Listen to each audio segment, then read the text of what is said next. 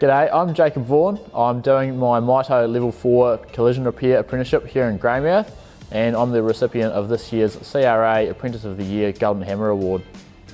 Well, the reason we nominated Jakeb for the Golden Hammer was we could see he was really keen and interested.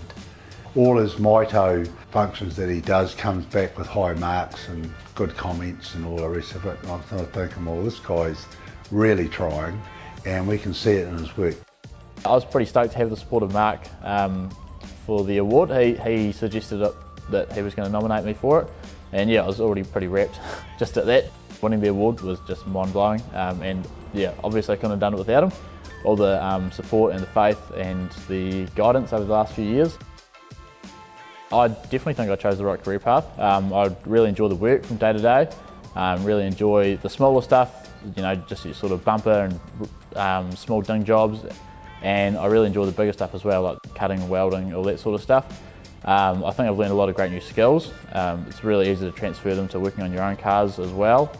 And yeah, I'm pretty stoked with the choice I made, to be honest.